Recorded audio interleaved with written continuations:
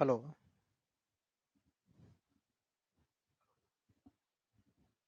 Hello.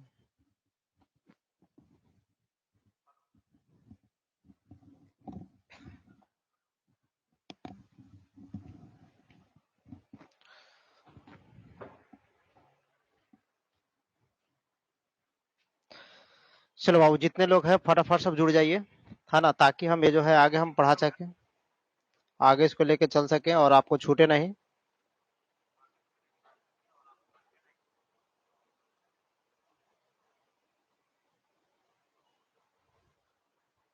च-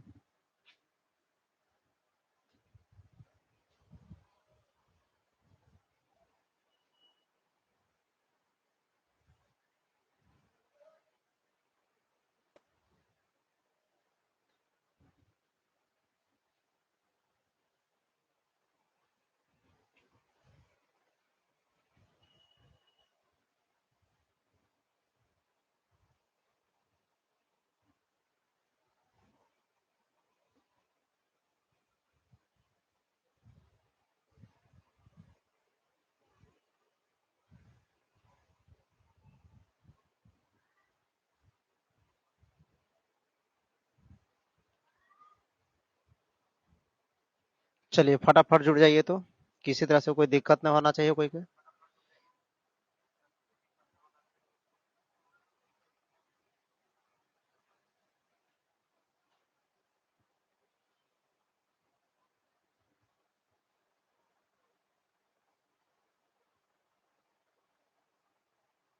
चलिए, कोई दिक्कत ना पीडीएफ में, है ना। जितना देर करिएगा उतना ही छूटेगा, क्योंकि स्टार्ट कर देने के बाद फिर बीच में कोई हॉल्ट है नहीं करेगा, कहीं कोई स्टॉपेज है ये नहीं है। ठीक है, इसलिए आप शुरुआती से जुड़िए तो ज्यादा फायदा करेगा।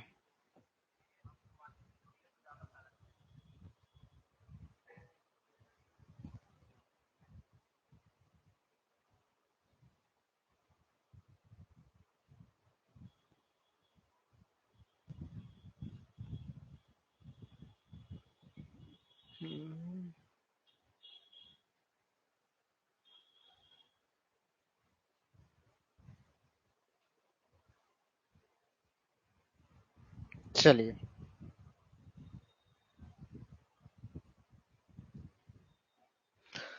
सभी लोग जुड़ जाइए, शुरू कर रहे हैं तुरंत हम इसको।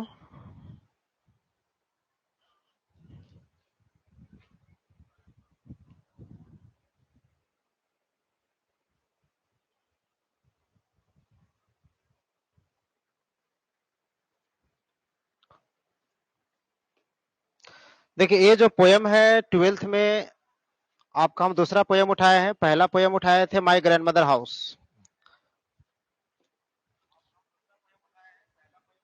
है ना। आवाज थोड़ा सा स्लो है, हम इसको और भी बढ़ा देंगे। पहला पोयम था माय ग्रैंडमदर हाउस, और ये कोई जरूरी नहीं है कि शुरुआती में बुक में वही दिया हुआ है, ठीक है। लेकिन जितना पोयम पढ़ना उस पोयम में से एक पोयम हमने पढ़ा दिया आपको, माय ग्रैंडमदर हाउस। और दूसरा कविता हमने उठाया है, दूसरा पोयम उठाया है, जिसका नाम है, अगर जिसका नाम की बात कहिएगा तो उसका नाम है आपका एन इपिटाफ, है ना। उसका नाम दिया है क्या, एन इपिटाफ। लिखने वाले कौन है, वाल्टर डिला मेयर। खूब बढ़िया से एकदम याद ही कर लोगे कि इपिटाफ लिखा गया है किसके द्वारा, मतलब इपिटाफ के लेखक कौन है, पोएट कौन है, कंपोस्ट कौन किए हैं, पेंड कौन किए हैं। तो जो भी हो, सब में नाम कौन आएगा आपका, वाल्टर डिला मेयर आएगा। किसका नाम याद रखेंगे, वाल्टर डिला मेयर। अब चलिए, इसके बाद जो होता है इसके बारे में देख लेंगे, इसका बायोग्राफी क्या है, जीवन क्या है ना, किस तरह से आगे के बारे में देखा है, वो सारा चीज को यहाँ पे हम देखेंगे बढ़िया से, और ढंग से एक एक चीज को हम यहाँ पे डिस्क्राइब करेंगे और समझेंगे भी। ठीक है, आपको केवल क्या करना है, सभी चीजों को समझते चलना है। देखिए, सबसे पहला लिखा हुआ है वाल्टर जॉन डिला मेयर। हालांकि पूरा अगर हम नाम कहेंगे वाल्टर डिला मेयर को, तो नाम है वाल्टर जॉन डिला मेयर। ठीक है, तो आपको एग्जाम में जो नाम लिखना होगा या फिर जो नाम दिया रहेगा वहां पे वाल्टर डिला मेयर ही लिखा रहेगा, जॉन बीच में नहीं रहता है। यानी कि फेमस किस रूप में है, वाल्टर डिला मेयर के रूप में फेमस है। ठीक है, अब आ जाइए, लिखा हुआ कि was born in the village of Charlton in Kent in England. कहने का मतलब हो गया कि विलेज मतलब गांव कौन है, तो चार्ल्टन गांव है। केंट एक डिस्ट्रिक्ट है, इंग्लैंड में है, वहां पे उनका क्या हुआ था, जन्म हुआ था। कह रहा है कि he is known for his sensitive concerns. Sensitive concern मतलब संवेदनात्मक जो चिंता होता है, बहुत ज्यादा लगाव, इमोशनली अटैचमेंट, है ना, वो किसे किए, with the world of children, यानी दुनिया के जो बच्चे उसके साथ इनका बहुत ज्यादा भावनात्मक जुड़ाव था, बहुत डीप रिलेशन था बच्चों के साथ में, जिसे भारत में कहा जाता है कि पंडित जवाहरलाल नेहरू बच्चों से ज्यादा माने कि प्रेम करते थे। तो पंडित जवाहरलाल नेहरू के जन्मदिन जो है चिल्ड्रन डे के रूप में मनाया जाता है ना। लेकिन यही बात अगर हम कहा जाए वाल्टर डिलामेयर को, तो वाल्टर डिलामेयर जितनी भी कविता अपने जीवन में लिखा, वो सभी कविताएं छोटे बच्चों के लिए था। आप NC, LKG, UKG, standard 1, standard 2, जो सीबीएसई स्कूल में रैम्स के बुक चलता है इंग्लिश का, और रैम्स के बुक में मैक्सिमम जो पोएम होते हैं वो वाल्टर डिलामेयर के लिखे होते हैं, मैक्सिमम। मतलब ये कह दिया कि छोटे छोटे बच्चों के लिए बहुत सारी कविता इन्होंने लिखा। And the world of the super natural, super natural कहने का मतलब क्या हो गया कि जो पावर होता है प्रकृति के द्वारा, उस पावर के बारे में बतलाया। इनका जन्म 1873, जन्म कब हुआ था, 1873 में, और मृत्यु 1956 में। एकदम याद कर लोगे, ये 2 बार रिपीट कर चुका है क्वेश्चन, है ना, 2 बार क्वेश्चन पूछा जा चुका है। तो आप डेट ऑफ बर्थ इनकी याद कर लोगे कि कब जन्म हुई थी इनकी, कब इनकी मृत्यु हुई थी। तो जन्म की बात करेंगे तो 1873, कब याद करिएगा, 1873, और मृत्यु की बात करेंगे तो 1956। पिताजी का नाम आज तक पूछा नहीं है, फिर भी हमने ऐसे ही रख दिया है। इनके पिताजी का नाम क्या था, जेम्स एडवर्ड डिलामेयर, जेम्स एडवर्ड डिलामेयर इनके पिताजी का नाम था। इतना समझ गए। अब इनकी प्रमुख रचना है ना, तो इस प्रमुख रचना को हम जो है ना थोड़ा जूम कर करके दिखा देते हैं आपको, ताकि आपको और बढ़िया से बात समझ में आ जाएगा, पकड़ में आ जाएगा, कोई दिक्कत नहीं होगा। ठीक है, देखिए थोड़ा ज्यादा बड़ा कर दिए हैं ताकि आपको नजर आए। देखिए इनकी जो प्रमुख रचना है ना, एकदम बिल्कुल ये सब पूछेगा, मे भी हो सकता है, ठीक है, एक संभावना व्यक्त कर सकते हैं, इससे ज्यादा कुछ नहीं। तो प्रमुख रचना में याद रख लेंगे हेनरी ब्रॉकेन, क्या नाम याद रखिएगा, हेनरी ब्रॉकेन। प्रमुख रचना जो है, एक है आपका हेनरी ब्रॉकेन, ये कब आया था, 1904 में छप करके, यानी पब्लिश कब हुआ था, 1904 में। कौन सा, तो हेनरी ब्रॉकेन। एक क्या है, तो नोबेल है, क्या है, नोबेल है। हेनरी ब्रॉकेन क्या है, नोबेल है। ठीक है, इसके बाद लिखा है डिंग डोंग बेल। तो डिंग डोंग बेल क्या है, तो ये जो डिंग डोंग बेल लिखा हुआ है, ये शॉर्ट स्टोरी है। डिंग डोंग बेल क्या है, short story. On the edge क्या है, ये भी शॉर्ट स्टोरी में आता है, डिंग डोंग बेल। और इसके बाद जो लिखा हुआ है ऑन द एज, ये दोनों शॉर्ट स्टोरी इनकी है। और ऊपर जो लिखे थे हेनरी ब्रॉकेन, ये इनका नोवेल था। ठीक है, एकदम बढ़िया से समझिएगा। हेनरी ब्रॉकेन ये क्या था, 1904 में आया था, इनका एक नोवेल था। डिंग डोंग बेल 1924 में आया, ये क्या था, शॉर्ट स्टोरी था। ऑन द एज एक शॉर्ट स्टोरी था। कितना समझ गए। इसके बाद लिखल है broom sticks and other tales, ये छोटे बच्चों के लिए लिखा गया क्या था, एक कविता का कंपोजिंग किया, कंपाइल किया बुक था। ये छोटे बच्चों के लिए कविता लिखी गई थी, क्या था, कविता का नाम था broom sticks and other tales, ये छोटे बच्चों के लिए आया।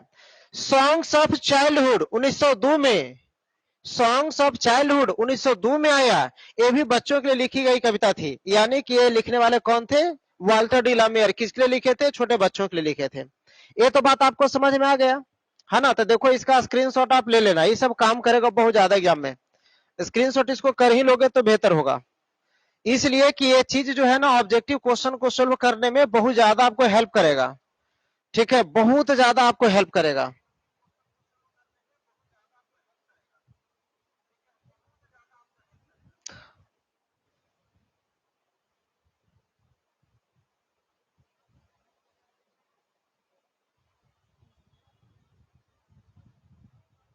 कुछ लड़का जो है बाबू मन मर्जी क्लास करते हैं, तो लिटरेचर जब हाथ से निकल जाएगा तो छटपटाते रह जाइएगा, कुछ नहीं कर पाओगे।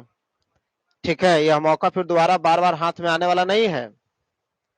ठीक है, तो छटपटाते रहो, उससे हमें क्या मतलब है।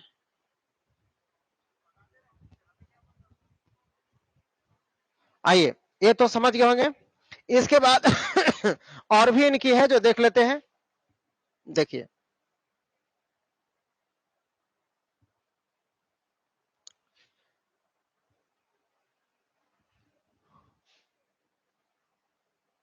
बस इतना में काफी हो जाएगा। देखिए यहां जो लिखा है द लिसनर्स, पोयम है। द लिसनर्स क्या है? पोयम है। लूसी, ये भी पोयम है। द लिसनर्स और टू लूसी, ये दोनों का दोनों पोयम है। द लिसनर्स कब आया था? 1912 में। और लूसी कब आया था? 1931 में। इसके बाद लिखा है कि पिकॉक पाई, ये भी पोयम 1913 में। पिकॉक पाई कब आया था? 1913 में, पोयम था। इसके बाद लिखा द विनोविंग ड्रीम, ये 1954 में, ये भी पोयम है। यानी इनकी 4 कविता को हमने यहाँ पे रख रखा है, और 2 को बच्चों के लिए थी शुरुआत में, है ना, जिसमें से लिसनर्स है 1912 में आया। इसके अलावा द लूसी 1931 में आया। पिकॉक पाई ये 1913 में आया। द विनोविंग ड्रीम ये 1954 में आया, है ना। तो ये सबको स्क्रीनशॉट ले लीजिए फटाफट। ये काम करेगा आपको एग्जामिनेशन में ऑब्जेक्टिव क्वेश्चन को सोल्व करने के लिए। एकदम बिल्कुल मेमोराइज कर लोगे इन चीजों को, ठीक है। आइए अब जो पोयम है उसके मुख्य भाग की तरफ लौट करके चलते हैं, ठीक है। देखिए अब यहां से पोयम स्टार्ट होता है। पोयम क्या है? तो पोयम को खूब बढ़िया से समझिएगा, ठीक है। और इस पोयम की उस तह तक हम जाकर के सोचेंगे जहां तक शायद आप नहीं सोचते होंगे। अगर आप मेरे साथ सोचने के लिए तैयार हो तो निश्चित रूप से आप कंफर्म हो जाइए कि इस पोयम के साथ मैं उस फीलिंग को क्रिएट कर दूंगा जहां से आपको एहसास होगा कि नहीं, यह पोयम जो वाल्टर डिलामेयर लिखे थे बिल्कुल दिल को छू जाने वाली कविता थी। एकदम दिल को एकदम मार्मिक चीजों को ऐड किया गया था। कितना सेंसिटिव पोयम है। इस पोयम को जब समझाएंगे वहां तक लेकर चलेंगे तब यह बात आपको और क्लियर हो जाएगा, ठीक है। तो देखिए यहां से आपका स्टार्ट होता है पोयम, और बढ़िया से आप सुनेंगे। लिखा हुआ एन एपिटाफ, क्या लिखा हुआ है? An epitaph. एपिटाफ का मतलब होता है, ये कहने का मतलब आप समझ लीजिएगा। अगर रिचुअल्स की बात करेंगे, अलग अलग प्रथा की बात करेंगे, तो प्रथा में अगर आ जाइएगा तो हिंदू धर्म की अलग रीति रिवाज है, मुस्लिम धर्म की अलग रीति रिवाज है, क्रिश्चियन धर्म की अलग रीति रिवाज है ना। तो ये जो बात है ये क्रिश्चियन धर्म के लिए लिखा गया, ये क्रिश्चियन धर्म की बात बतलाता है, मुस्लिम धर्म की बात नहीं बतलाता है। मुस्लिम धर्म में देखते होंगे कि जब आदमी मर जाता है तो मरने के बाद उसको कब्रिस्तान में ले जाके गाड़ देता है। कब्रिस्तान में जब उसे गाड़ दिया गया तो उसको ऊपर मिट्टी डाल करके ऐसे छोड़ देता है ना। जो अच्छे खासे पैसे वाले होते हैं, जो अमीर होते हैं, वो क्या करते हैं कि कब्र के ऊपर चारों तरफ से मिट्टी से जो है ना, माने ईंट से एक छोटा सा मकबरा टाइप से बना देते हैं, ठीक है। और बस इतना ही होता है। एक मुस्लिम धर्म की बात कहेंगे। यदि हम क्रिश्चियन धर्म की बात करिएगा, क्रिश्चियन धर्म में क्या होता है? तो क्रिश्चियन धर्म में भी सेम होता है। आदमी मर गया, मरने के बाद उसे दफन कर दिया गया। चर्च यार्ड होता है, जो कब्रिस्तान कहते हैं, जहां पे मरे हुए लोगों को दफन किया जाता है। तो वहां पे होता है क्या है कि देखिएगा तो ज्यादातर जो आदमी डेड होता है, मृत होते हैं, क्रिश्चियन धर्म में उसको गाड़ने के बाद सिर के तरफ, माथे के तरफ जो था एक क्रॉस का सिंबल होता है, ऐसे एक क्रॉस का सिंबल लगा देता है। और एक पैर जिधर होता है सिर के तरफ जो होता है ना, उस आदमी का नाम, जन्म, मृत्यु, ये सारा चीज उसका है ना उस पर लिखा रहता है, इनक्रिप्ट किया रहता है, खुदाई करके लिखा रहता है। और ये जो होता है पूरा शरीर डेड बॉडी यहाँ पे पड़ा हुआ रहता है। बात को समझिए, हालांकि हम पिक्चर को डाउनलोड नहीं किए हैं, ठीक है, लेकिन फिर भी आपको हम दिखला रहे हैं। तो ये इस तरह से बात रहती है। अब होता क्या है कि तब एपिटाफ का मतलब होता है जो आदमी मर जाते हैं और मरे हुए को गाड़ दिया गया, उसके गाड़े गए शरीर पर जिस तरह का मकबरा बना देते हैं उसको एपिटाफ कहा गया है ना। तो यहाँ पे उसी तरह से बात यहाँ पे चर्चा में किया गया है, ठीक है। अब वो एपिटाफ किस तरह का होगा तो बिल्कुल आप इमेजिन करेंगे। अगर नहीं है तो बस 1 मिनट के लिए आप वेट करिएगा, तो हम आपको दिखा देते हैं नेट पर, ठीक है, किस तरह का होता है। बस देख लीजिए बस 1 मिनट में।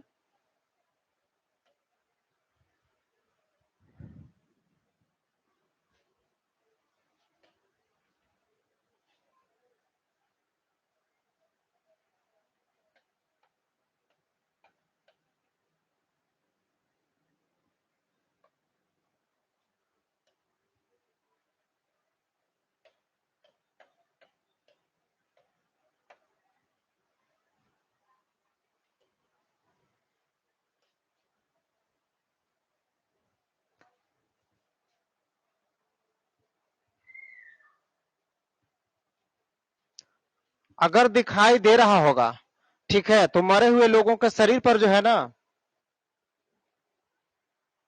जो जिस तरह का होता है वो हम फिगर आपको दिखा देते हैं।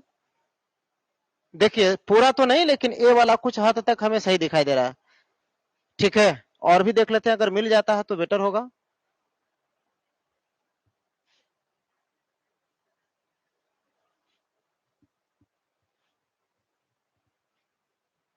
देखिए यही जो है ना, मतलब कि उतना बेस्ट क्वालिटी में नहीं है, लेकिन फिर भी आप देख लीजिए, इस तरह का जो है ना लिखा रहता है, उसका पूरा का पूरा मेमोरीज लिखा रहता है। और साथ साथ में अगर और भी हम इसका नाम अगर सर्च करेंगे तो मिल जाएगा बढ़िया से, ठीक है।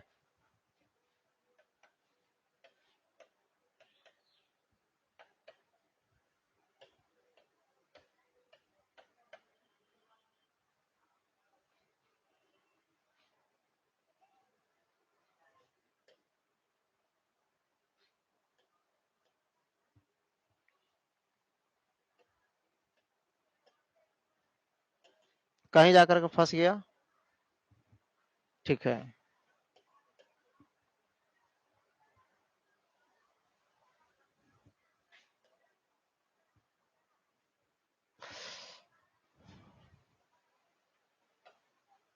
चलिए इतना चीज तो आप समझ रहे होंगे बढ़िया से। देखिए तो एपिटाफ जो होता है उसी तरह का एक मकबरा होता है, और उस मकबरा से ही जो है ना सारा कुछ आपको वहां से एक करना रहता है। आइए यहीं पर थे, तो वहां जो देखा है जिस तरह का उस पर नाम लिखा रहता है, डेट ऑफ बर्थ लिखा रहता है। अब हिंदू धर्म में भी देखिएगा, आदमी मरते हैं तो शरीर को तो गाड़ता नहीं है, लेकिन उसके नाम पर जो है ना, माने एक कह दीजिएगा कि क्या उसको कहते हैं, माने कि पत्थर पर लिखवा करके एक मूर्ति बनवा दिया और फिर लोग उसको पूजते हैं। तो क्रिश्चियन धर्म में भी होता है कि जब उसके जन्मदिन आएगा, चाहे मृत्यु होगा, सालगिरह कोई चीज का होगा, तो लोग पूरे परिवार के लोग वहां जाते हैं, स्नान कर करके बढ़िया से अच्छे कपड़ा पहन करके, हाथ में गुलदस्ता फूल ये सब लेकर के जाते हैं, वहां फूल चढ़ाते हैं, और चढ़ाने के बाद घंटों तक बैठ कर करके तब मातम में बैठे रहते हैं। कुछ सोचते हैं क्या पता नहीं, लेकिन जो करते हैं वही जानते हैं, लेकिन होता है। लेकिन यहाँ पे जो है ना, ये बात जो है वाल्टर डिलामेयर किसके लिए कहे थे, तो वाल्टर डिलामेयर जो बात बोले थे किसी और के लिए नहीं। कहने का मतलब कि वाल्टर डिलामेयर इस पूरे के पूरे पोएम में वाल्टर डिलामेयर जो है ना खुद एक एक ऐसे व्यक्ति के रोल प्ले किए हैं, मतलब इस पोएम में खुद वाल्टर डिलामेयर है, और साथ साथ में एक महिला की चर्चा किया गया है। अब किस तरह से इमेजिन किए हैं, किस तरह से कल्पना किए हैं, उस कल्पना को जरा समझिएगा। वाल्टर डिलामेयर जिस महिला के बारे में एक्सप्लेन करते हैं, उस महिला से वाल्टर डिलामेयर अथाह प्रेम करते हैं, अथाह प्रेम करते हैं।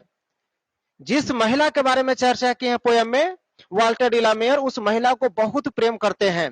इतना प्रेम करते हैं, इतना प्रेम करते हैं कि शायद उतना कोई और किसी से नहीं करता होगा। मतलब ये कह दीजिएगा कि इस पूरे कविता में वाल्टर डिलामेयर उस प्रेम की चीजों को दर्शा दिए हैं, उस बातों को रखे हैं जो शायद एक प्रेमी प्रेम का लिए कर सकता है। झूठी सपने दिखाना, झूठी बातें करना, यही तो होता है लब में, और कुछ नहीं होता है। बस बैठे रहो घंटे तक जो है ना, खूब मीठी मीठी बातें करते रहो, खूब झूठ सच एकदम टोपी पहनाते रहो, गाय के सिंग बैल में, बैल के सिंगाय में कर करके 4 घंटा 5 घंटा एकदम लगे रहो, वही तो होता है। यहाँ पे वाल्टर डिलामेयर सुनिए कहा, एक विदेश गए रहते हैं, वो वाल्टर डिलामेयर कहाँ गए रहते हैं, विदेश में।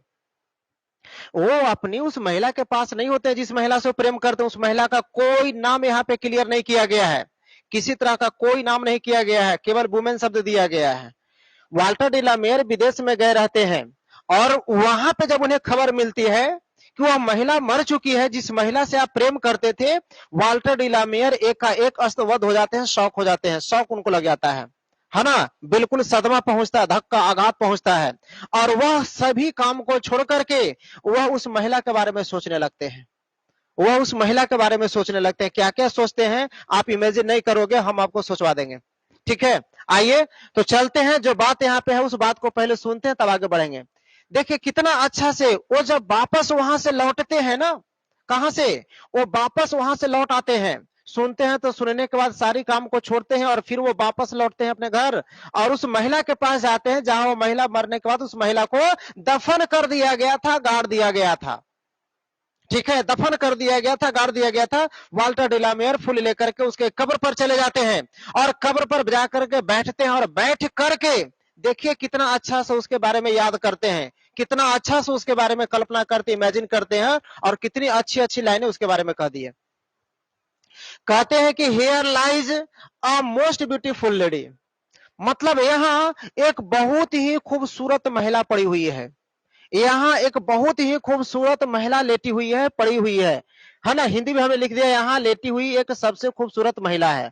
मतलब ये कह दीजिए कि लोग ये कहता है कि अगर काली भी लड़की है और गोरा लड़का है, यदि उस गोरे लड़के का काली लड़की पर अगर दिल आ गया तो निश्चित तौर पे माता पिता कुछ भी कर दे, वो लड़का बोलेगा जब भी हम शादी करेंगे तो उसी से करेंगे बस। क्यों भाई? तो कहावत होता है कि दिल लगी दीवार से तो परी क्या चीज है। उस लड़के का दिल उस काले पे ही आ गया था, उस काली लड़की से ही उसको हो गया इसके, तो फिर दुनिया की सारी खूबसूरती साइड हो गया। कहने का मतलब कि वो वाल्टर डिलामेर उतना ही बढ़िया से कहते हैं कि यहाँ जो महिला कब्र में पड़ी हुई है वो महिला अभी तक की सबसे खूबसूरत महिला है, उससे खूबसूरत दुनिया में और कोई नहीं हो सकता है। कहते हैं कि light of step and hot was she, कह रहे हैं। अब देखिए वाल्टर डिलामेर बेचारा बैठ जाते हैं, है ना, कब्र के ऊपर 2-4 बार हाथे फेरते हैं, याद करते हैं पुराने दिनों को, बीते दिनों को, और कहते हैं कि कितना खूबसूरत थी, चलती थी तो जैसे लगता था मानो कि वो हिरनी के चाल चल रहा है, आंखों जैसे मानो कि हिरन की आंखें हो, है ना, चेहरा देखो तो ऐसे लगे कि गुलाब की पंखुड़ियों की समान लाल हो। मतलब इस कदर से उसको जो है ना वो एक्सप्लेन करते हैं, बतलाते हैं कि लिखा है कि लाइट ऑफ अ स्टेप, हल्के थे कदम, एंड हॉट वासी, और दिल था उसका।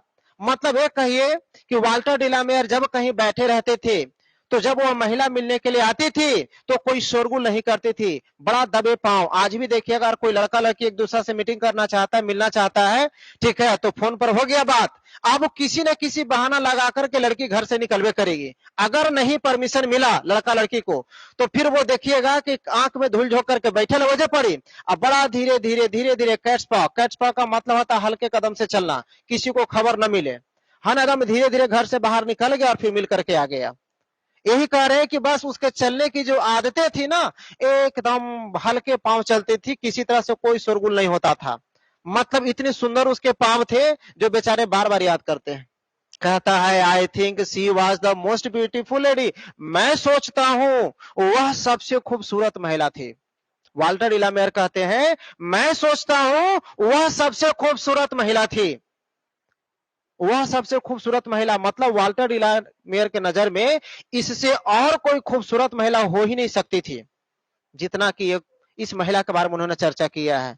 एक और इसी पर आता है, बात याद आता है ना, एक माने इसी तरह की बात होती है। अब ये बात कैसे मेमोराइज होता है उस मेमोरीज को सुनिए। जैसे मान करके चलिए कि आपके घर में, मेरे घर में, किसी के घर में दादाजी गुजर गए, कब्र में पांव लटका हुआ है, कब चले जाएंगे कोई अता पता नहीं, लेकिन चले गए मान के चलिए। तो जब देखिएगा कि दादाजी से लगाव किसका होगा, उनकी पतोह का नहीं, उनकी पोता पोती का, बहुत कम। दादाजी से सबसे लगाव किसका होगा, दादाजी के बेटी का।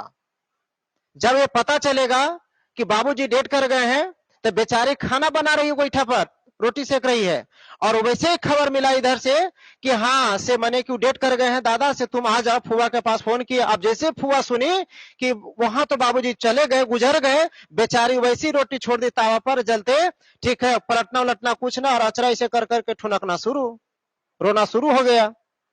अब भाई 2-4 गो आसपास के लोग सुना कि क्या हुआ, फलनी तो अभी खाना बना रहा था, फलनी की भैया, और तुरंत रोवे लगले कोचियो लेकर घर में।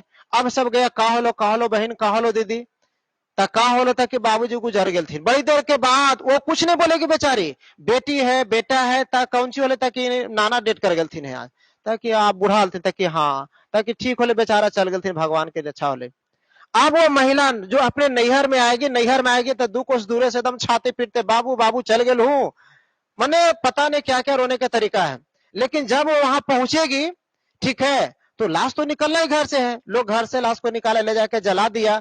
तब देखिएगा लोग बैठ करके है ना कैसे मेमोरीज करेगा, बाबू वहां पर ही सुता हलथिन, है ना, ओजा पड़ी खाटिया पर पड़ा रहलथिन बेचारा, कुछ ना कहलथिन, एकदम बैठा रहलथिन, तो थक गलथिन हल, ऐसे हिया से हुआ, वो तो है नहीं, लेकिन पुरानी यादों को हम क्या कर रहे हैं, रिकलेक्ट कर रहे हैं, पुरानी यादों को हम ताजा कर रहे हैं। कोई घटना हो जाती है तो घटना से पहले, घटना के बाद हम क्या करते हैं कि घटना से पहले की जो स्थिति थी उस स्थिति को हम बिल्कुल मन में याद करते हैं। सोचते हैं एक एक कर करके। मतलब जिंदगी का जो एल्बम होता है, किताब जो होती है जिंदगी की, उस जिंदगी के जो एल्बम, फोटो एल्बम होता है, उस एल्बम में एक एक तस्वीर समय के साथ बहुत बढ़िया से सब सुरक्षित रहता है, उसमें थोड़ा सा भी धुंधला नहीं होता है, कोई मटमैला कलर नहीं होता उसका। और उस यादों को हम पेज बाय पेज पलट पलट करके हम उसे ताजा करते हैं। ये भी बेचारे जो है ना कब्र के पास बैठ कर करके जो है ना उस महिला के बारे में बहुत सारे अच्छे बुरे सोचते हैं, उसके साथ बिताए गए समय, बीते गए दिन, उसके साथ बात किए वो, हर चीज इनके मन में याद आता है। इतना याद आता है कि तड़प उठते अंदर से, रो पड़ते हैं, रो पड़ते हैं, पूरा दोनों आंखों से आंसू टपकने लगता है ना। आगे जरा सोचिए इसके बाद। अब आगे कह रहा है, जरा देखिएगा, लिखा है कि that your was in the west country. अब कहते हैं कि इतनी खूबसूरत महिला थी जो अब तक कहां हुई थी, पश्चिम के देश में।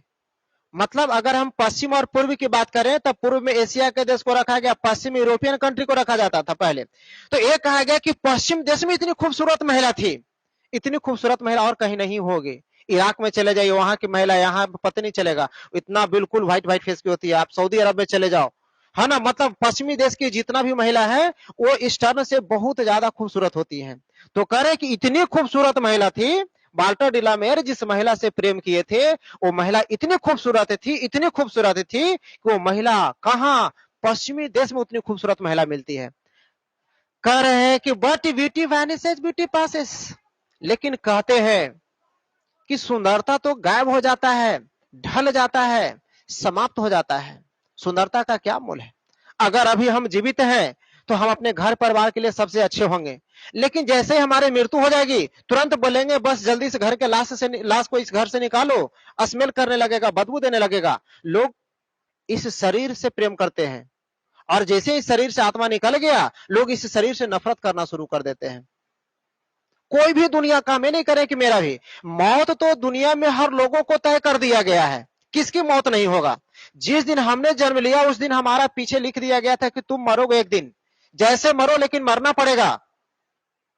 और भी लोग हैं दुनिया में, जितने लिविंग नॉन लिविंग, अगर पंखा ही मार्केट से खराब बढ़िया लाए हो तो उस पंखा में भी लिख दिया गया है कि आज खराब हो पंखा 10 दिन के बाद या 10 साल के बाद, लेकिन पंखा खराब होगा। कोई ऐसे दुनिया का सामान बतलाओ जो जिस दिन से बना है वो आखिरी समय तक नहीं खराब हुआ है? कोई है ऐसा चीज? हर चीज का नष्ट होना तय है, हर चीज नष्ट होगा, हर चीज फटेंगे, हर चीज बर्बाद होंगे, हर चीज समाप्त होगा, जिंदगी भी समाप्त होगी, हर किसी की जिंदगी समाप्त होगी। मैं भी मरूंगा, आप भी मरोगे, दुनिया के हर लोग मरेंगे, है ना। और जैसे ही मरेंगे वैसे ही शरीर की सुंदरता समाप्त हो जाएगी। लेकिन कहा गया कि सुंदरता, जिस ब्यूटी की बात वो कर रहे हैं ना, वो इंटरनल ब्यूटी की बात नहीं कर रहे हैं, एक्सटर्नल फिजिकल ब्यूटी की बात कर रहे हैं। फिजिकल ब्यूटी क्या है? शारीरिक सुंदरता है। चक्का चौंध लाल हरियर पियर आंखों के बर्दाश्त नहीं होता है, हम उस लाल हरियर पियर के पीछे भागना शुरू कर देते हैं, है ना। उस चक्का चौंध माने डार्जिलिंग जो वर्ल्ड होता है, उस डाइजल वर्ल्ड में जाकर के खुद को हम वहां पे जो है ना झोंक देते हैं, और वही कह रहे हैं कि ये जो सुंदरता है वो तो गायब होने वाला है ना। बहुत सारे ऐसा गाना भी आया था, गोरे रंग पे न इतना गुमान कर, गोरा रंग एक दिन में ढल जाएगा। कहने का मतलब है कोई फिल्म का गाना है, जो कौन गाया था मुझे नहीं पता, लेकिन इतना लाइन मुझे याद है कि गोरे रंग पे न इतना गुमान कर, गोरा रंग एक दिन में ढल जाएगा। अब ये कहा गया, कहने का मतलब हो गया कि भाई जिस हम चेहरा के आउटलुक पर हम इतना घमंड करते हैं कि हम बहुत खूबसूरत हैं, बहुत गोरा हैं, बहुत गोरी हैं, मेरे जैसा कोई और नहीं है, तो फिर ये घमंड भी एक दिन टूटने वाला है। और वो घमंड किस दिन टूटेगा? जिस दिन मौत आ जाएगी, उस दिन ये घमंड, ये गोरा उसी दिन समाप्त हो जाएगा। तो कहता है कि ब्यूटी जो हमारे फिजिकल ब्यूटी यानी कि बाहरी जो अट्रैक्शन है, वो जब तक जीवित है तब तक लोग इस शरीर से प्रेम करेंगे, जब मर जाएंगे तो लोग इस शरीर को छोड़ देंगे, बोलेंगे हटाओ हटाओ, स्मेल करना शुरू कर देगा, बदबू मारना शुरू कर देगा, ज्यादा देर तक घर में लाश को नहीं रखो। अभी तक ये किसी का भाई था, किसी का बेटा था, किसी का पति था, किसी का पिता था, और जब मर गया तो सारा रिश्ता टूट गया। लोग, वही लोग कहते हैं कि इसको घर से जल्दी निकालो। मतलब ये शरीर की सुंदरता अब समाप्त हो गई, अब इस शरीर का कोई महत्व नहीं रहा, कोई पूछेंगे भी नहीं। कहता है कि how your rare rare it be and when, कहता है कि तथापि वो विरल से विरल क्यों ना हो, कहता है कि वो कितना भी क्यों ना क्रूद हो, रीड मैनर का क्यों ना हो, है ना, हम कितना भी टूट क्यों ना जाए, लेकिन प्रेम तो हम करते ही है ना जब तक जीवित हैं। हम तो नफरत तो नहीं करते हैं किसी से। लेकिन आगे देखिए क्या कहते हैं वो, कहने का मतलब कि हम उस शरीर से जितना भी लगाव कर लें, हम अथाह प्रेम करते हैं। कोई महिला कहती है कि हम अपने पति से बहुत ज्यादा प्रेम करते हैं, अगर कोई हमारे पति को कुछ कर देगा तो दुनिया में आग लगा देंगे। ऐसा कुछ नहीं करने वाली है, ऐसा कुछ नहीं करने वाली है। ठीक है, एक केवल और केवल मिथ्या है, केवल और केवल फॉल्स एटीट्यूड ऑफ लव है। झूठा प्रेम की वो दिखावा करता है बस, और कुछ नहीं है उसके साथ, है ना। आगे देखिए, तब कहता है कि आई क्रम्बल हु भी रिमेंबर। तब कहते हैं वाल्टर डिला मेयर उसी कब्र के पास बैठ करके उस महिला से बात करते हैं। वो महिला तो मरी रहती है, महिला मरी रहती है। अब कहेंगे मरे हुए लोगों से कैसे बात करते हैं। स्वप्न देखे हो, जय जिस आदमी को वास्तव में अगर किसी से इश्क हो गया, किसी से लव हो गया, तो मान लेना कि उस आदमी को आंख से नींद गायब, भूख प्यास सब गायब हो गया। बैठा हुआ है तो कंटिन्यू उसके आंख पर, आंख के सामने जो है ना, कोई घर द्वार कोई चीज नहीं दिखाई दे रहा है। वो पूरा का पूरा वही चीज सुन रहा है, वही चीज को सोच रहा है। कौन सी, वो कैसा था, कैसी थी, उसकी आवाज, उसकी बात विचार, बोली, हंसने रोने रूठने मनाने, हर वो एक्टिविटी उसके मन में एक एक कर कर करके जो है ना, बिल्कुल फिल्म जैसा जो है ना, एक एक कर करके, एक सीन के बाद दूसरा सीन, दूसरा के तीसरा, ऐसे कर कर करके पूरा दम बिल्कुल वहां से जो है ना ताजा हो रहा है यादें। कहता है क्या, आई क्रैम्बल हु भी रिमेंबर, कहते हैं वो मरी हुई महिला से कि अगर मैं मर जाता तो मेरे सिवा तुम्हारा इस दुनिया में था कौन जो तुम्हें याद करता। मैं मर जाता, मेरे सिवा इस दुनिया में तुम्हारा था कौन जो तुम्हें याद करता। स्वाभाविक है, अगर कोई लड़का किसी लड़की से प्रेम करता है तो वो लड़की उस लड़का के भरोसे घर से भाग करके शादी करती है। ठीक है, और उस लड़का के सिवा उसको दुनिया में कोई नहीं है, क्योंकि माता पिता कोई विश्वास और प्यार दोनों को लड़की ठुकरा चुकी है। लेकिन यदि वो लड़का भी एक्सेप्ट ना करे, तब बताइए वो लड़की कहीं का रहेगी, नहीं रहेगी कहीं का, है ना। कहने का मतलब, यदि चलो जो समाज का प्रेशर था उसमें लड़का लड़की जो ना भाग करके शादी कर लिया, लड़की कुछ दिन के बाद डेथ कर गई, मर गई, तो कौन पिता, उसके माता पिता बहुत खुश होंगे, क्योंकि चलो कम से कम मर गई, हमारा सर तो ऊंचा नहीं हो सका लेकिन मर गई तो हम संतुष्ट हैं। उसके माता पिता 2 दिन रोएंगे, है ना, छोटी झूठी आंसू बहा करके। लेकिन सबसे ज्यादा अगर किसी को दुख होगा, सबसे ज्यादा अगर किसी के मन में पश्चाताप होगा, अगर कोई बहुत ज्यादा अंदर से कुंठित होगा, तो वो लड़का कुंठित होगा जो लड़का उस लड़की को प्रेम करता है। वो हर समय बैठा रहेगा, खाना पीना छोड़ देगा, दोस्त में लगा कहा लो रे फलना, चल ना, कोची बैठ के सोचते रहे, ताकि कहा कहीं यार मरे ना लगते हो, कहा है, ताकि देखो ना ऐसे सोचता, वो लड़की को उसके पिताजी सब मार दिए घर वाले लोग, तो तू जिंदा होकर कुछ ही करोगे, बोलो। ताकि नहीं, लेकिन फिर भी मन नहीं लग रहा, क्या करें, पता नहीं चला क्या करें नहीं करें। मतलब दिमाग के चारों कनेक्शन बंद, चौराहा बंद है, वहां से चारों तरफ रेड लाइट जल रहा है, कहां जाए उसको पता ही नहीं चल रहा है। कहता है कि यार मैं ही तो था एक उसको याद करने वाला, उसके माता पिता सब बिल्कुल कंस था, एकदम मार दिया उसको निर्मम एकदम निर्दयता के साथ, कौन उसको याद करेगा मेरे सिवा। जितना मातम ये लड़का मना रहा है उतना मातम उसके माता पिता नहीं मना रहे। यही कहना चाह रहा वाल्टर डिला मेयर कि यदि, यही कहना चाह रहा वाल्टर डिला मेयर कि यदि मैं मर जाता तो मेरे सिवा तुम्हारा इस दुनिया में था कौन जो तुम्हें याद करता। कहता कि अच्छा हुआ कि हमसे पहले तुम गई, क्योंकि मैं तुम्हें याद कर सकूं, क्योंकि तुम्हारे लिए मैं था, मैं ही था तुम्हारे दुनिया, तुम्हें चले जाने के बाद मैं ही तुम्हें याद कर सकता हूं। लेकिन यदि मैं पहले मर जाता, यदि मेरी पहले मृत्यु हो जाती, तो तुम्हें कोई और याद नहीं करता, है ना। ये कहना चाह रहे हैं, कह रहे हैं कि this lady of the west country, इस पश्चिमी देश की महिला को, क्योंकि वो महिला किसी और कंट्री की थी, यहाँ उसका कोई जान पहचान नहीं था, यहाँ सिर्फ वाल्टर डिला मेयर से परिचय पहचान था, इसलिए वो कहते हैं कि तुम पश्चिमी देश की महिला ठहरी और मैं तो कहीं और का हूं, हमारे देश में तुम्हारा कोई पहचान नहीं था, मेरे सिवा इस देश में तुम्हें कोई नहीं पहचानता था, मैं ही अकेला हूं जो तुम्हें याद करता हूं, है ना। इतना खूबसूरत कविता, इतना प्रेम करते हैं वाल्टर डिला मेयर उस महिला से, जिसको इतना अच्छा से उन्होंने वर्णन किया है, डिस्क्राइब किया है। ठीक है, आगे जरा देखिए, खूब बढ़िया से, ये जो है समरी है बाबू, खूब बढ़िया से समझिएगा, सुनिएगा। समरी के बाद शॉर्ट क्वेश्चन आंसर होगा, उस शॉर्ट क्वेश्चन आंसर के बाद जो है फिर हम लेकर के चलेंगे कहां, तो ऑब्जेक्टिव क्वेश्चन की तरफ चलेंगे। ठीक है, अब आराम से सुनिए। अब कोई लड़का ये कहना चाह रहा है कि बहुत फास्ट कर दिए तो हम बहुत स्लो हैं। ठीक है, महज 8 लाइन की कविता है बस। अब 8 लाइन की कविता में हम 40 मिनट ले लिए, तो सोचो। अब कह रहा है इसके समरी को बड़ा बढ़िया से सुनिएगा, ठीक है, तब हम इसके ऑब्जेक्टिव क्वेश्चन को करेंगे। लिखा है कि दिस इज वन ऑफ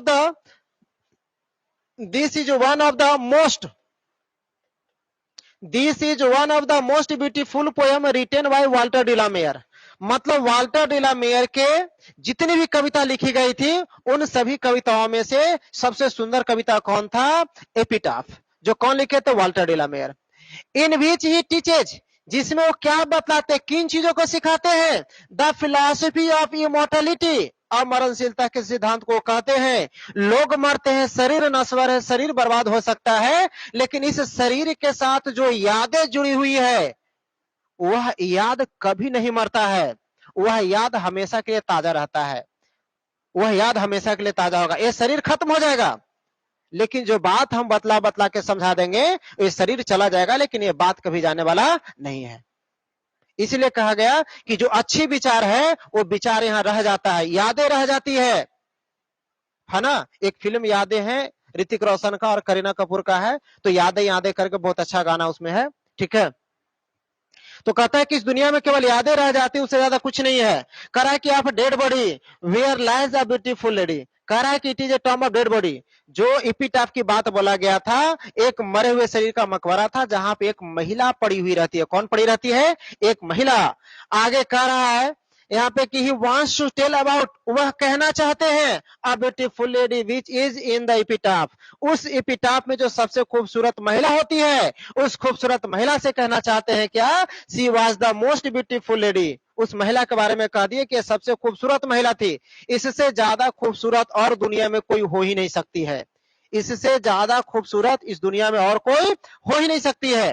कहता है आगे कि व्हेन शी वाज डेड, जब उसकी मृत्यु हो जाती है, and he was weeping bitterly, तब जो है वाल्टर डी ला मेयर फुट फुट करके रोते हैं, एकदम कपस कपस कर करके। कैसे रोता है? तो गांव में देख लीजिएगा, जब कोई लड़की विदा हो गई अपने ससुराल से, नैहर से ससुराल में, तब देखिएगा लिपट लिपट करके कितना कपसते।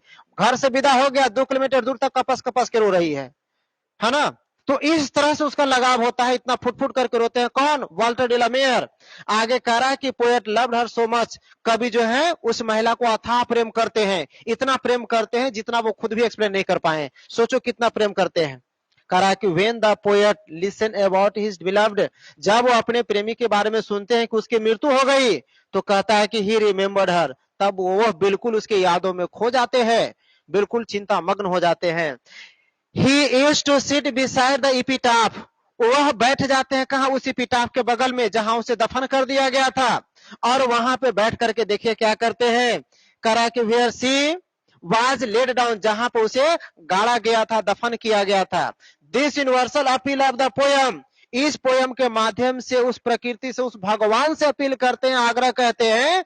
आग्रह क्या करते हैं सुनिए। तो कहते हैं कि दैट मैन इज जज, इस दुनिया में आदमी ही केवल न्यायकर्ता हो सकता है, आदमी न्यायकर्ता हो सकता है। And known by the dates, उसके कर्तव्य से लोग उसे जानते हैं, ना कि उसके फिजिकल ब्यूटी से कोई जानते हैं।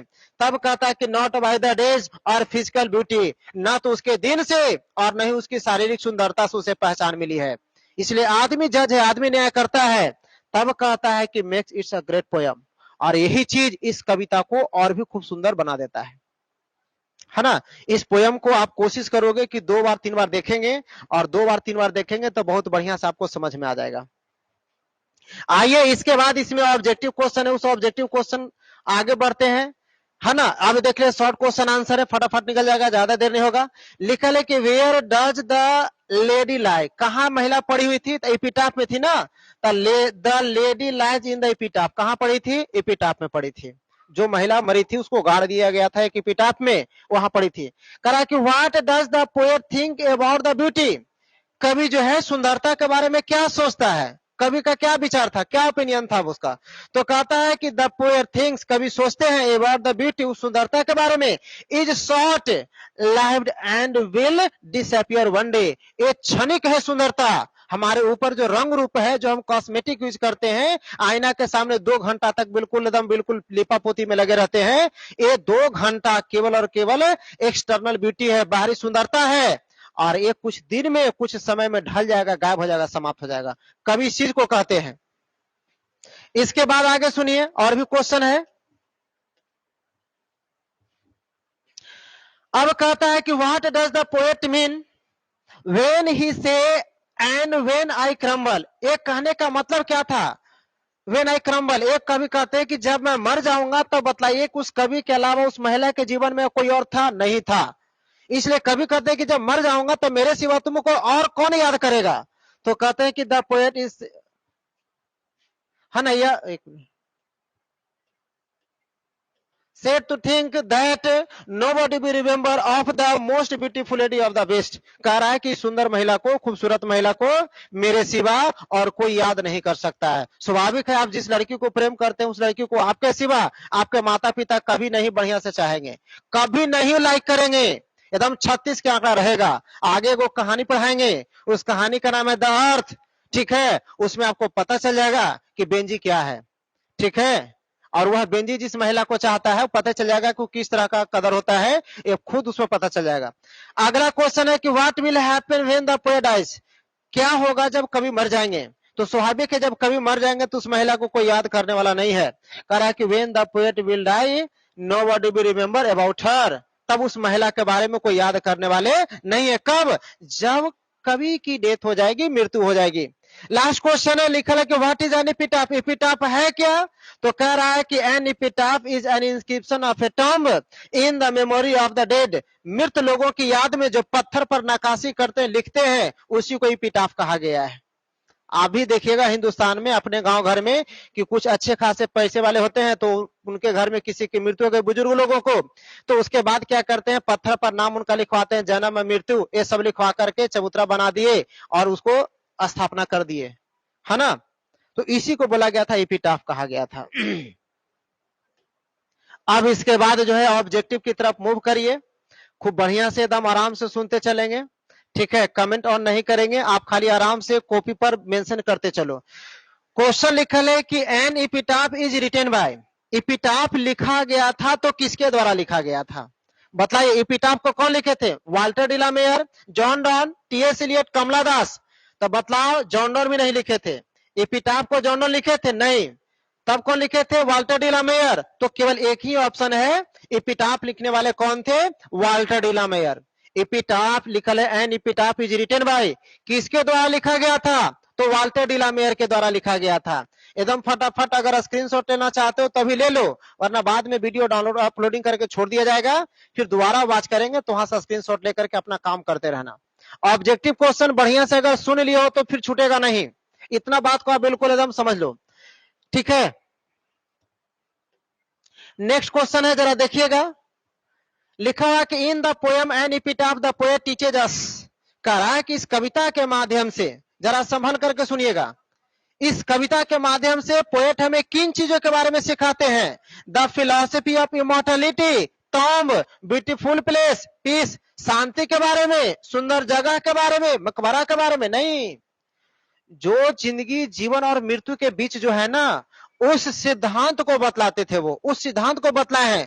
बोले कि क्यों इस सुंदरता के पीछे भाग रहे हो, शारीरिक शरीर के पीछे, और उसकी असली सुंदरता तो उसकी यादें हैं जो तुम्हारे साथ है। तो वही कहते हैं द फिलॉसफी ऑफ इमॉर्टलिटी। क्या किसी को बतलाया इस पोएम में? द फिलॉसफी ऑफ इमॉर्टलिटी को बतलाया, यानी ऑप्शन नंबर ए। कौन सा ऑप्शन होगा इसमें? ए वाला ऑप्शन होगा। ठीक है, इतना तो बात पक्का समझ में आ रहा है सबको। नेक्स्ट देखिए, अब नेक्स्ट लिखा हुआ है, यहाँ क्वेश्चन लिखा है कि epitaph is a humorous and, कैसा पोएम होगा? तब ब्यूटीफुल कहेंगे, लव पोएम कहेंगे, आयरोनिकल, तो इसको क्या कहेंगे? आयरोनिकल पोएम कहेंगे, क्योंकि इसमें एक मरे हुए व्यक्ति के बारे में चर्चा किया गया है। किसके बारे में चर्चा किया गया है? मरे हुए व्यक्ति के बारे में चर्चा किया गया है। ठीक है, नेक्स्ट क्वेश्चन लिखा है कि in the poem an epitaph the poet deals with the, किसके साथ वो चर्चा किए हैं? तो ट्रांजिशनरीज, जो बदलने वाली जो अवस्था है जीवन में, जिंदगी और मृत्यु, इस अवस्था को उन्होंने बहुत बढ़िया से इस पोएम के माध्यम से एक्सप्लेन किया, बतलाया है। और बोले कि हम जिस शरीर के पीछे रोते हैं वो शरीर वास्तव में बिल्कुल क्षणभंगुर है, वो शरीर वास्तव में क्षणभंगुर है, उसकी कोई खास इंपॉर्टेंस नहीं है।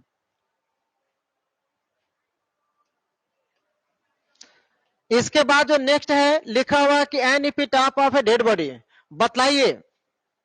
हालांकि यहाँ पे यही चीज भरने वाला था जो कि लिख दिया गया है, ठीक है, थोड़ा सा टाइपिंग मिस्टेक कर सकते हो, ठीक है, इसका यही वाला ऑप्शन में था जो यहाँ था, वहां पे कुछ नहीं कर सकते हैं, ठीक है।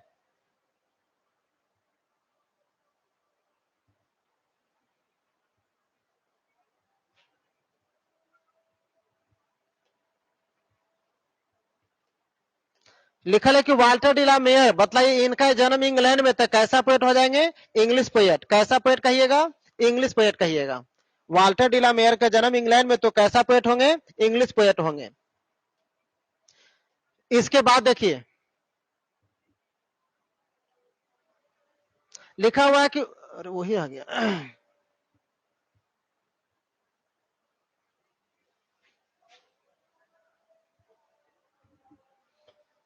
लिखल है कि हियर लाइज ए मोस्ट, तो बतलाइए कि ब्यूटीफुल में कौन आएगा यहाँ पे, कोई लड़की थी, नहीं, लेडी थी, तो most beautiful, here lies a most beautiful lady, कौन थी, लेडी, वुमेन भी नहीं थी, है ना, चूंकि इस पूरे पोएम में जो है ना लेडी का चर्चा किया गया, तो आप लेडी याद रखेंगे, ये सब का जिसका बात नहीं उसका बारे में कुछ नहीं सोचेंगे, ठीक है। एन इपिटाफ इज, तो बतलाइएगा क्या होगा, तो एक पोएट्री है ना, कविता है ना जी, एक प्रकार की कविता है, क्या है, एक प्रकार की कविता है, ये तो समझ गए होंगे। चलिए इसके बाद नेक्स्ट लिखा है कि Walter de la Mare is a famous age, तो वाल्टर डिलामेयर किस रूप में फेमस है, एक क्वेश्चन आ चुका है, तो वाल्टर डिलामेयर को आप चिल्ड्रन पोएट कहेंगे, क्या कहिएगा, चिल्ड्रंस पोएट। चिल्ड्रंस पोएट कहने का मतलब यह बच्चों के लिए सबसे ज्यादा कविताएं लिखे हैं, वाल्टर डिलामेयर को चिल्ड्रंस पोएट कहा जाएगा, क्या कहा जाएगा, चिल्ड्रंस पोएट कहा जाएगा, तो ए वाला ऑप्शन हो जाएगा, ए वाला भी नहीं कहोगे, इसको भी नहीं, इसको भी नहीं, option number B children's poet, clear है सबको। नेक्स्ट देखिए, अब ज्यादा क्वेश्चन नहीं है, यहाँ पे लिखा हुआ कि क्वीन एलिजाबेथ द्वितीय, सेकंड है, क्वीन एलिजाबेथ द्वितीय honoured him with the order of merit, कहने का मतलब कि वाल्टर डिलामेयर को एक ऑर्डर ऑफ मेरिट से इनको नवाजा गया था, सुशोभित किया गया था, है ना, तो यह कब हुई थी, यह ऑर्डर ऑफ मेरिट कब इनको दिया गया था, 1953 में, कब दिया गया था, 1953 में, क्या, तो ऑर्डर ऑफ मेरिट से कब इन्हें नवाजा गया था, 1953, कौन, तो क्वीन एलिजाबेथ द्वितीय ने वाल्टर डिलामेयर को ऑर्डर ऑफ मेरिट से कब 1953 में नवाजी थी, ये तो याद रखोगे आप।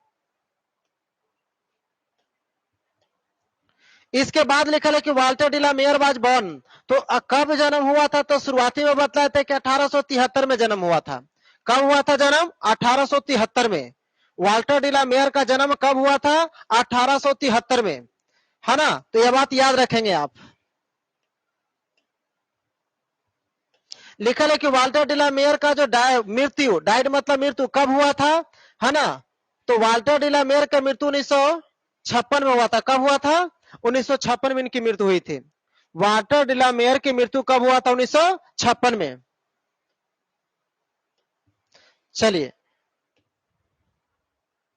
इसके बाद लिखा है कि हाउ एवर रेयर रेयर, तो बताइए ब्यूटी के बारे में क्या कहा गया, क्रम्बल जैसा कोई है, पोयम अगर पढ़िएगा तो साफ मिलेगा कि ब्यूटी के बगल में वैनिसेस शब्द दिया गया था, पोयम के शुरुआत में देखोगे तो यह पोयम का एक सीधा लाइन उठा के रखा गया है, ठीक है, तो however rare beauty vanishes, beauty क्या होता है, सुंदरता गायब हो जाती है, वैनिसेज होगा, क्या होगा यहाँ पे, यहाँ जो आना चाहिए वर्ड वो कौन होगा, आपका वैनिसेज होगा, ठीक है।